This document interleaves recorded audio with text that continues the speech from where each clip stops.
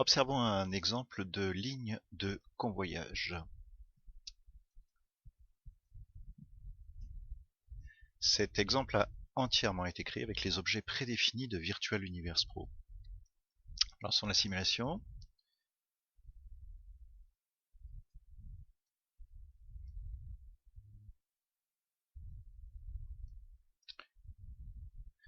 Comme nous pouvons le voir, les objets sont soumis à la gravité. Ils peuvent également se pousser les uns les autres. Tout ceci est automatiquement géré par le moteur physique intégré à Virtual Universe Pro.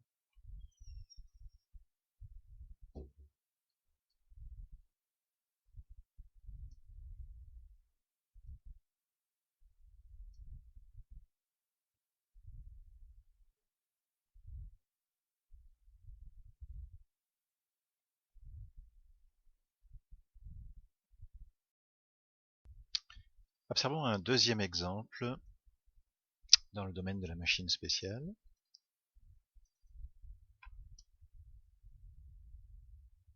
Exemple créé à partir de l'importation d'un assemblage complet depuis le logiciel SolidWorks, qui est un des logiciels de CAO utilisables pour créer des projets que l'on peut importer dans SolidWorks.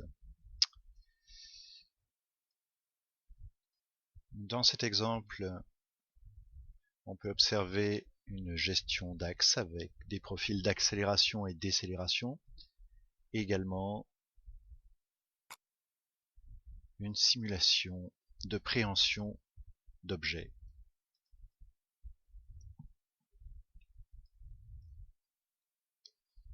On peut également intervenir sur les objets en les saisissant.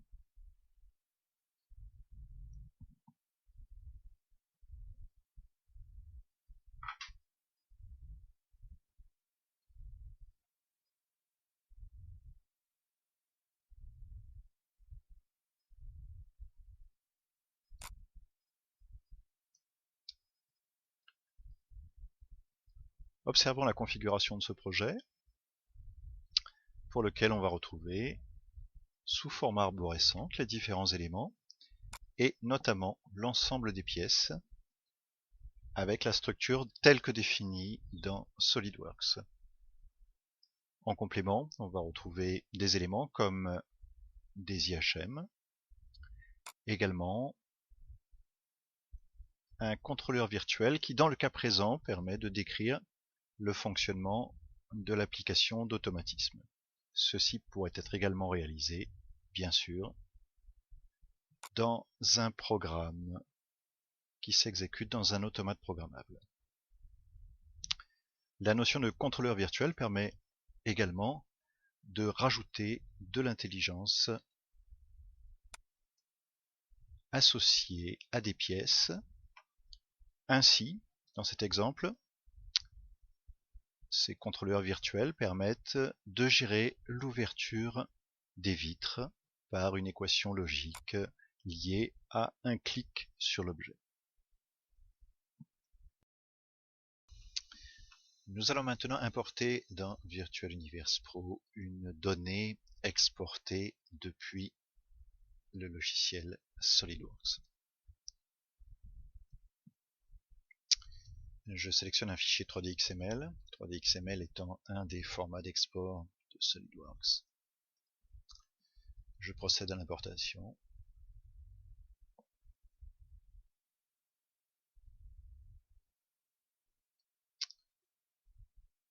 Je récupère la donnée 3D, la structure apparaissant étant celle définie sous SolidWorks, avec la possibilité éventuellement de réorganiser celle-ci simplement en faisant du glisser-déposer dans Virtual Universe Pro. Je vais définir les mouvements grâce à un assistant. Je sélectionne la pièce à mettre en mouvement. J'ouvre l'assistant.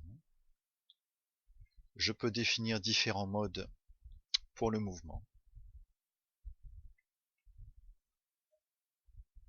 Également l'axe. Je peux définir de façon visuelle les positions extrêmes. Le mode de mouvement choisi ici étant le plus simple, à savoir un déplacement lié à un temps mis pour la course dans un sens et la course dans le sens opposé. Je peux directement faire un essai à partir de l'assistant pour observer le mouvement. Je peux également dans cet assistant définir des capteurs avec une plage de détection qui peut être définie soit par des valeurs, soit visuellement comme ceci.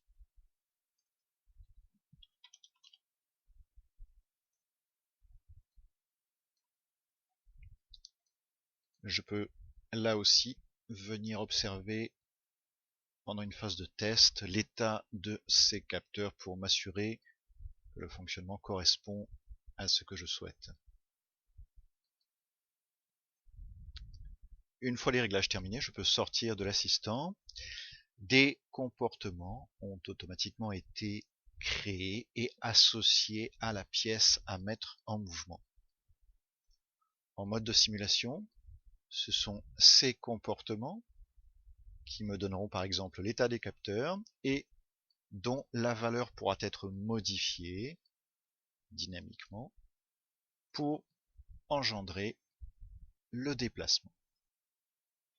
Dans le cas d'une liaison avec un automate, chacun de ces capteurs pourra être associé à une variable de l'automate.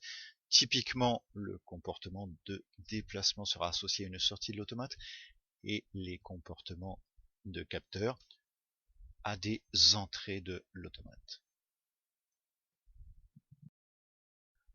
Observons une configuration dans un exemple complet.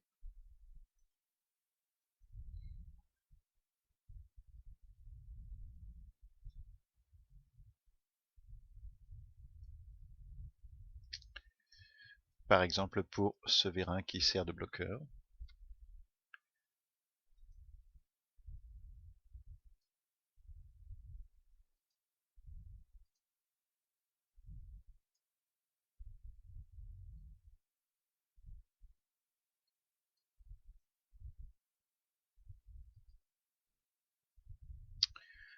On voit que la configuration a été réalisée de la même façon.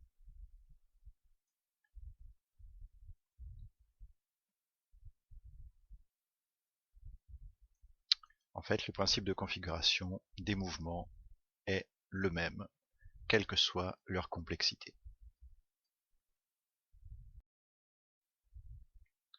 Observons maintenant comment exporter notre pousseur électrique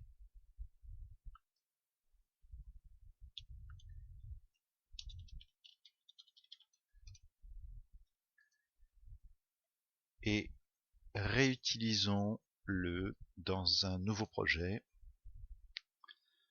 dans lequel nous allons également utiliser des objets prédéfinis de Virtual Universe Pro. Utilisons par exemple un convoyeur.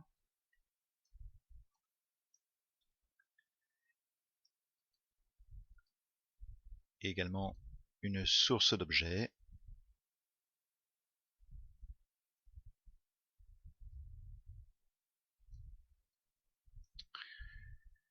Une fois importés, les objets peuvent être déplacés.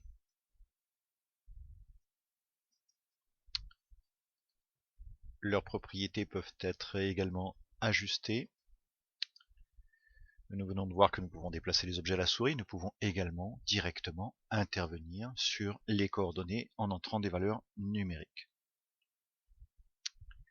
En ce qui concerne cette source d'objets, nous allons pouvoir ajuster le paramètre qui est la période d'injection des objets dans le monde 3D. Réglons cette période à 3 secondes. Nous pouvons d'ores et déjà observer le résultat. Les objets prédéfinis possédant déjà certaines propriétés, par exemple pour les boîtes, une masse,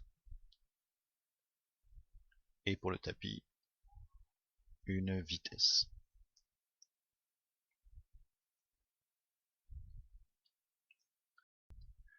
Nous allons maintenant importer le pousseur électrique que nous avions préalablement défini. Nous allons le positionner dans le monde 3D.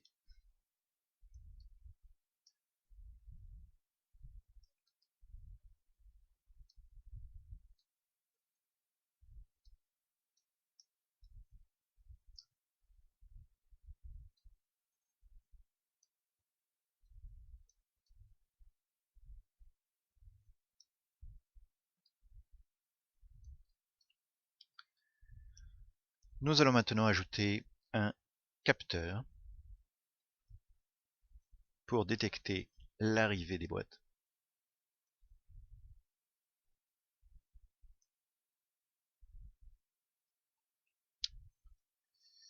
Nous allons le positionner.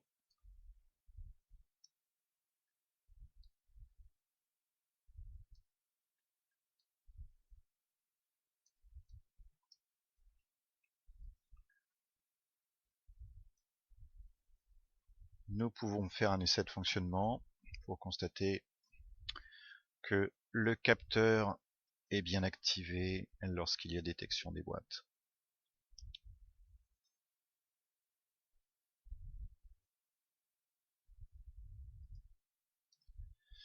Tout ceci semble fonctionner correctement. Nous allons créer un petit programme d'automatisme avec le contrôleur virtuel intégré à Virtual Universe Pro.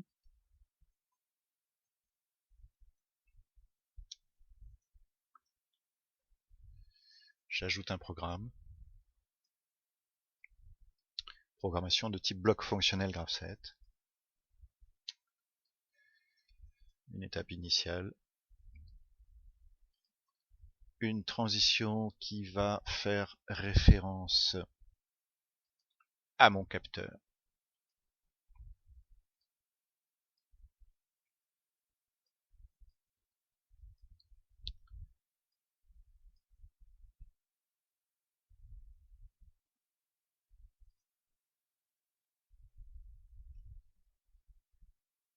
Une action qui sera l'activation du mouvement.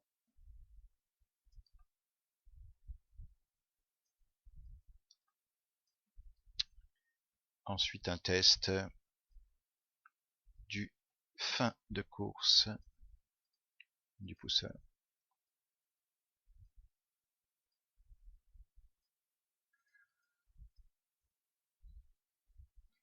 Nous pouvons directement essayer ceci en disposant également de la visualisation dynamique sur le programme défini dans le contrôleur virtuel. Nous pouvons nous apercevoir ici que le pousseur traverse les boîtes.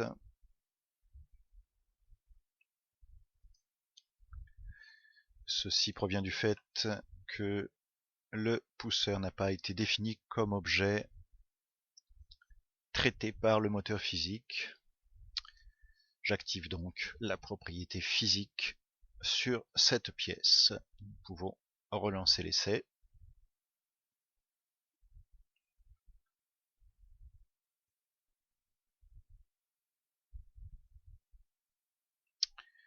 Nous pouvons voir qu'effectivement le pousseur pousse bien les pièces.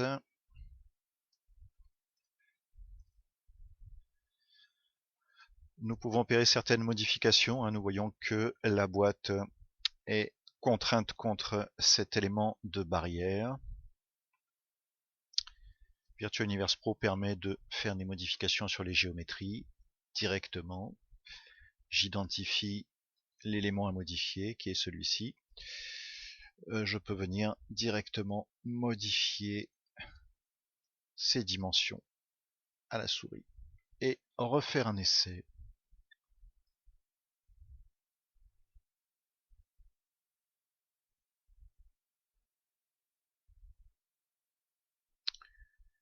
Pour constater les modifications.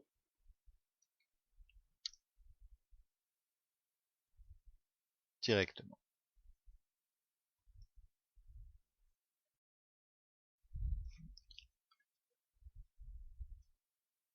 Observons un exemple de simulation utilisant une partie de schéma électrique. Il s'agit d'un simple pupitre extrêmement simple et dépouillé.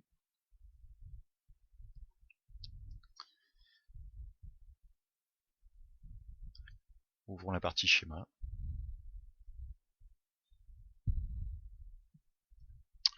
Virtual Universe Pro permet de créer des liens directs entre les éléments 3D et la simulation électrique. Par exemple, le sectionneur. Je clique sur l'élément 3D et je peux observer sur le schéma cet élément dont l'état vient d'être modifié. Pareil pour ce bouton poussoir. J'ouvre l'armoire. L'intérieur est extrêmement dépouillé, c'est volontaire. Simplement pour pouvoir observer ce disjoncteur. Nous avons ici un interrupteur qui permet de simuler un court-circuit sur le schéma et nous allons pouvoir observer sur fermeture de cet interrupteur que le disjoncteur va changer d'état et que le court-circuit nous est signalé également sur le schéma. Si je tente de réarmer le disjoncteur, nous observons effectivement qu'il redisjoncte instantanément. Je supprime le court-circuit et effectivement je peux maintenant réarmer le disjoncteur. Nous allons observer dans cet exemple une simulation intégrant des éléments pneumatiques et électriques.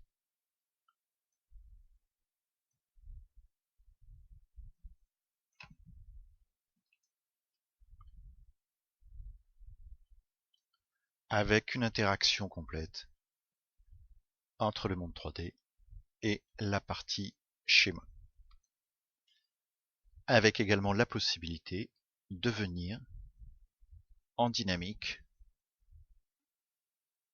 faire une modification sur le schéma. Ici par exemple, la simulation d'un lien coupé sur le capteur de fin de course qui entraîne évidemment le blocage du cycle.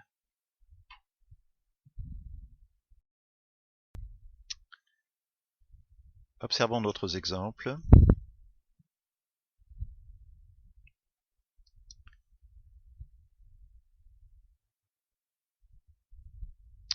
Un exemple de machine réalisée dans le cadre d'un projet de BTS CRSA.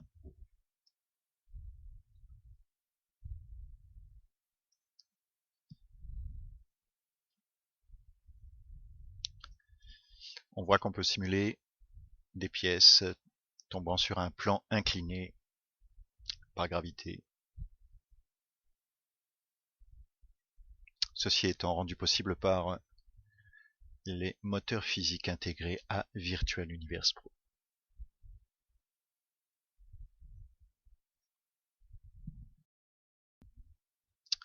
Autre exemple de simulation.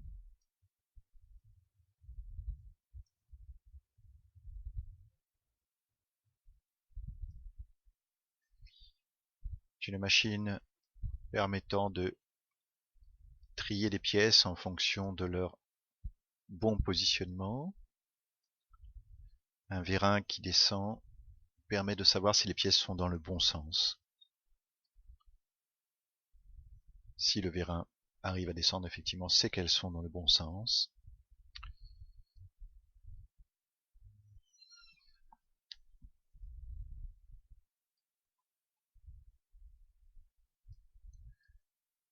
Si le vérin reste bloqué,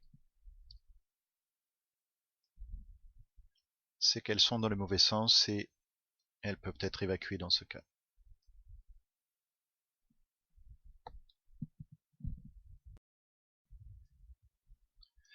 Autre exemple de simulation de dépileur de palettes.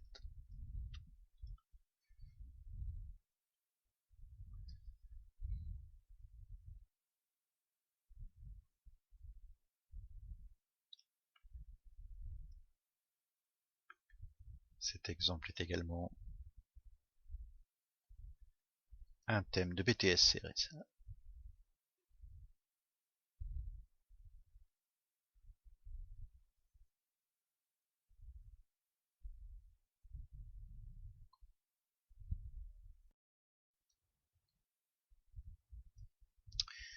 Exemple créé par des industriels, en l'occurrence des fabricants de tuyaux destinés à l'industrie du pétrole.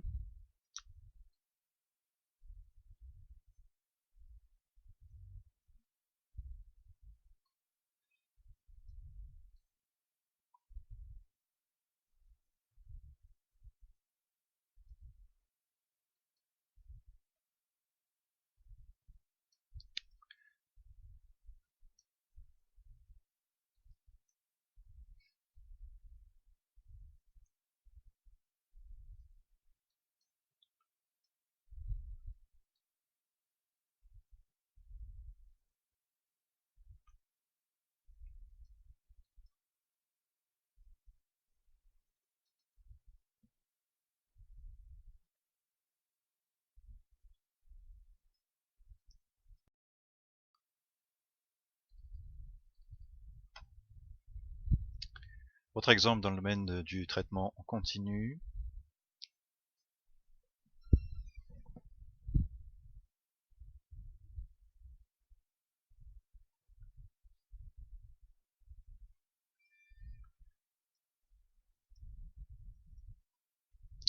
Avec une simulation de remplissage de cuves.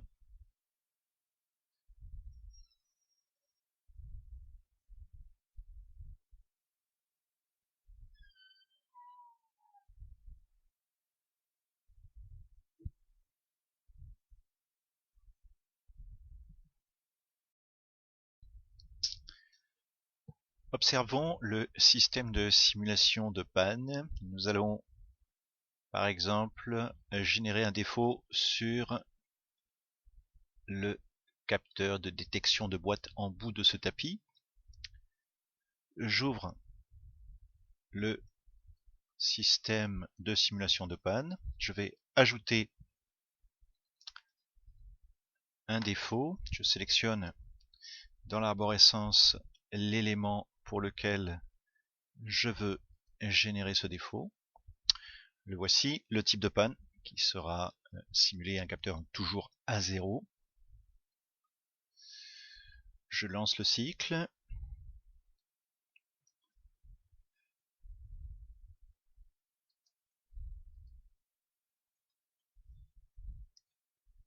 Et par une combinaison de touches, je vais activer la simulation de panne. Un indicateur dans la barre de titre me signale qu'il est actif.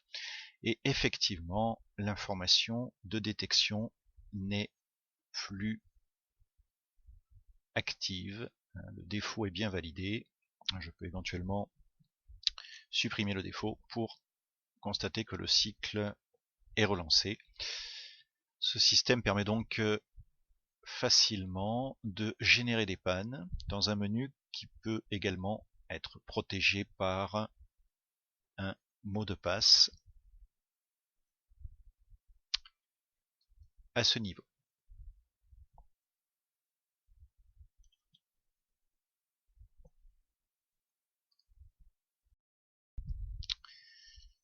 Nous allons observer l'importation d'un assemblage défini dans SolidWorks avec importation des contraintes que nous pouvons observer ici.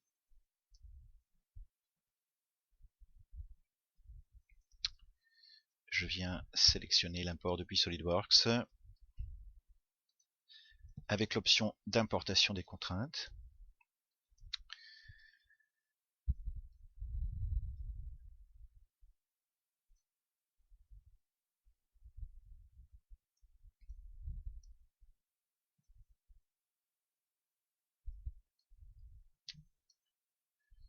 Voici le modèle.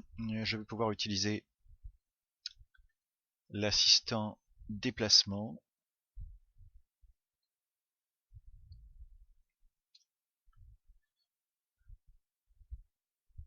qui va me permettre donc de faire un essai du déplacement avec total respect des contraintes définies dans SolidWorks. Je peux également ajouter des capteurs. L'intérêt étant effectivement d'accélérer grandement la définition des mouvements depuis les modèles importés depuis SolidWorks.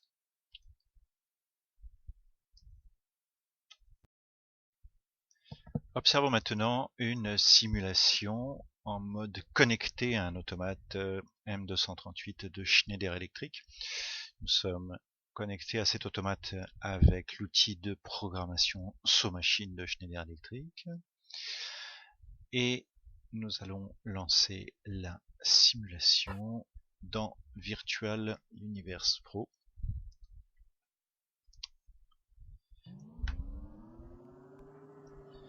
Nous pouvons observer l'avancement à la fois du programme et puis bien sûr l'animation sur la partie opérative simulée.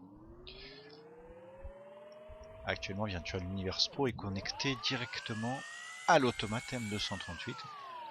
Il pourrait également être connecté à d'autres types d'automates, pourquoi pas le M340 de Schneider, ou bien dialoguer directement avec les simulateurs des ateliers logiciels SawMachine ou Unity Pro. Nous pouvons observer la configuration du dialogue dans Virtual Universe Pro. Nous avons tout d'abord la sélection d'un driver correspondant au type d'automate. Tous ces drivers étant inclus de base dans Virtual Universe Pro, il n'y a pas d'option supplémentaire. En fonction du type de driver, nous aurons la configuration de certains éléments. Dans le cas du M238, le nom de l'automate est simplement configuré pour l'identifier.